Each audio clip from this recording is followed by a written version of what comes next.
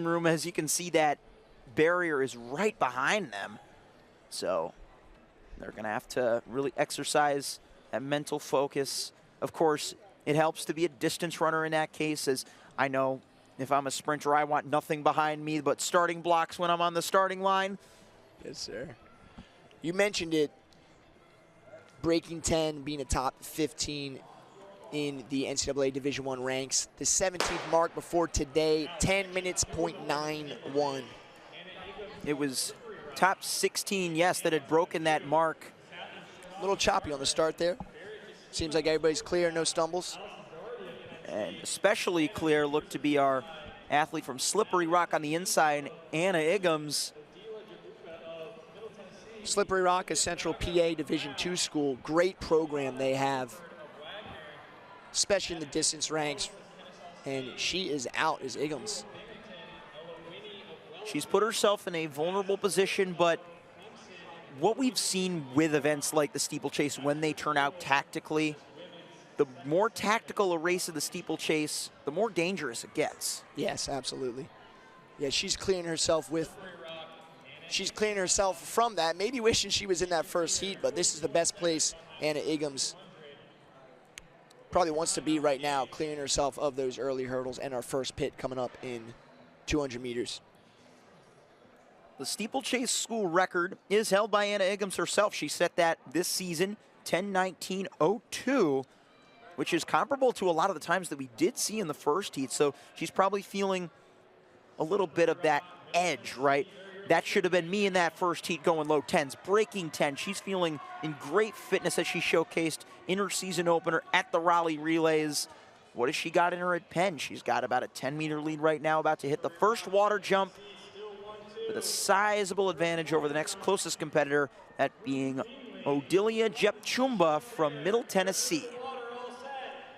Iggums is a top 30 D2 NCAA cross-country runner. Sometimes, I'd say often, some great cross-country runners, or I should say some great steeplers often are great cross-country runners as well. Not always, but it's a little bit of cross-country on the track. Let's throw some barriers out there, make it interesting, make it gritty, and we're seeing that from Anna Iggums, the early leader. Another concept that I've been curious about, because we've gotten to cover another event with barriers, right? The 400 hurdlers. A lot of steeplechasers will sometimes, not speaking for everyone here, more so generalistically, but running the 400-meter hurdlers to practice going over the barriers at higher speed and same height definitely helps. Yeah, absolutely, especially in practice, right? I mean, once you get on the line and it's the show, these suckers aren't moving an inch, I'll tell you that right now. But in practice, let's break through some plastic if we struggle over some more higher hurdles like you're saying. Key here for some of these ladies is just keeping that momentum through the hurdle and staying strong and really staying confident as well, Carson. Anna Iggums has showcased nothing but confidence, as she was the one to take the brave early lead, and the only one with equal confidence to go with her is the aforementioned Jepchumba of Middle Tennessee. Listen, she's a competitor. I mean, in her ranks of the D2 world, she's an All-American top 8 runner in the 3K steeple last year, so that's why I think she's leading this race. She wants to win races. She does it at that D2 level. She's one of the best in the game there. Doesn't matter if we have D1 ladies on her shoulders behind her. She's here to fight. There's no question about that. And what about this story? Jepchumba is making her steeplechasing debut, according to all that we have on record for the Middle Tennessee State athlete, the Blue Raider in second, who's made the brave move up to the school record holder. I mean, she could essentially say that she's diving headfirst into the belly of a brand new beast with what she's done thus far in the steeple. I'm going to throw you something interesting here, Carson. I watched the Bob Dylan movie recently. They just made him do covers to start his career, and he finally broke away from that. My point is, greatness needs to start somewhere with an original take. This is her original take. Maybe it's something new, maybe not, but it's her first, and she's in the fight right now. I think it's easy to tell just how experienced, though, Iggums is over this event with the way she clears each barrier with great hurdling form. I mean, she's running a time trial right now. I don't even know if she knows Odilia's in chase. She is getting closer, though. That would be great to have some help there with Iggums. Also getting closer in the number 3 spot now, Allison Doherty of Penn State, She's in a nice battle with Catherine Strong of Dartmouth, Logan Hughes of UConn, Barnett Justima of Georgetown. Some Big East, Big Ten, Ivy League, and don't forget about the good old ACC with Katie Hamilton in Duke Devil Blue. So it looks like this, if Iggums keeps this up and she's looking strong, this definitely could chip into that first heat. What would be impressive if she never was caught? And as we're speaking about her getting closed in, that stops quickly and the gap grows. She has responded brilliantly. It may be only 35% humidity, but with the steeplechase, with the water jumps, she's able to stay nice and relaxed. She had a slight stutter leading up to that barrier, of course. Step patterns, not going to be nearly as uniform as a 400 meters hurdles event or a 100 meter high hurdles event, but using that hurdling form, definitely helping build that gap for Anna Iggums of Slippery Rock, the D2 All-American, now with less than 3.5 laps remaining and 30 meters of cushion over the chase group. I actually saw Iggums at Bucknell when I covered that a couple weeks ago. Ran a strong mid-1630s or high 1630s then. She's got some of those longer race chops in her, almost setting a PR in the 5K. And this is probably one of her shorter races because she can run a good 5K. But going down and adding hurdles is quite her sweet spot. You need that strength, as they say, a combination of athletic assets to excel at this event. Anna Iggums just about flawless over the barriers thus far. We cannot say it enough. And she's in her final 3 laps now. This is where she's going to really feel that pain. If she has that sub 4, I'd imagine, over the final 1,200 rough meters, then she's going to be in good shape for a really good time. She took that 5th lap split at 6:11.53, so around 4:07 is what she'd need for a lifetime best over the steeple. And if she does that, she could crack into the top 2 or top 3 for the Division II ranks. Ava O'Connor at Brian Clay, 9:46. And then a slew of girls in 10:0s to 10:15. I remember I got to watch that race from the Adams State Grizzly, one of the top runners overall in Division II. Yeah.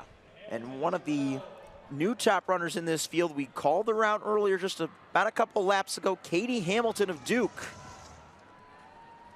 As we come off that pit, as I was saying earlier, the importance, especially as we get fatigued in these later laps, of really bringing your hips through, not breaking at the hips, not dropping and sagging in the saddle. It's tough. You're getting tired. You're getting fatigued. That's critical to do late in the game as these ladies push through these final couple water pits. And it's a mental thing, too. I mean, you might run great for 390 meters, but you have to reset every time if you're having a troublesome water pit. And that's tiresome mentally over 7+ laps. We have some closers here on Iggums. We mentioned Katie Hamilton. She's another 10:19 steepler at her lifetime best. She's number 5 in her school's history.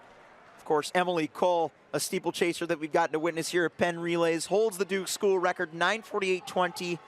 One of the athletes who really mastered the art of social media in her collegiate years, a phenomenal runner, as we mentioned, going far beyond that 9:48 that we mentioned. Can Hamilton reel in Anna Iggums over these final couple of water jumps? Hamilton, strong jump. We saw her just drop an 80 high to Iggums 82 low, 82 mid. There's definitely a surge here. She has Iggums in the crosshairs and is closing well, looking very good as Hamilton. So too Giovanna Comerford of Wagner, who's now in 3rd over Barrett Justima of Georgetown. Pretty single file, though, throughout the rest of the field as we get ready for the bell lap. 8:56 for Anna Iggums, looking to go wire to wire, and Katie Hamilton, who's done a lot of work to close all the ground she has, trying to get it done. We're going to see a low 10 teens if they can really close strong. Finally, some company for Iggums. How is she going to respond to Hamilton's approach with 300 to go? She's run a solo effort since Odilia Jepchumba of Middle Tennessee tried to go after her, and now it is Katie Hamilton of Duke in the lead. Hamilton truly looking great. Iggams, this is her moment of response. Is she going to hit it or not? Iggams is running a great race, and she is going to flirt with top 3 in D2, but she wants to win.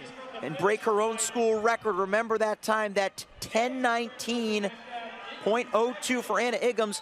She's going to have to fight it out with the clock as Katie Hamilton continues her forward charge for the Duke Blue Devils. Barring anything crazy like a fall, I see both of these ladies going under 10:15, Carson. Hamilton's looking great. Iggams is looking good. I think Hamilton has this as we approach the final barrier. It's smooth for Hamilton. She's going to get this victory. Cleared that final barrier with confidence, just as she did when she made the move on the backstretch. Coming through with a new lifetime best, 10:14.18 unofficial.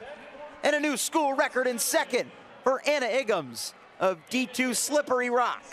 Not quite that 10:15 for both of them, but that does put Iggams in, let's see, 4th in the D2 ranks. Great finish from both of them. Hamilton getting the W. Katie Hamilton improves her Duke number 5 all-time performance. The reigning 6th place finisher in the Atlantic Coast Conference. Definitely shaping herself up very nicely in the battle ahead to ACCs.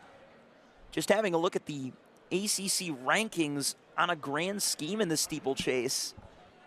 That was significant. Of course, we know Angelina Napoleon at 9:29, the 3rd fastest in the country, but that is now the number 6 time, excluding times that we saw in the first heat in the ACC. Really good run for Katie Hamilton of Duke. She's even got a teammate, Hattie Reynolds, in the top 10 of the NCAA rankings. So we mentioned Duke earlier with their 400 hurdles. They've got some really good event squads on the women's side. Here at Franklin Field.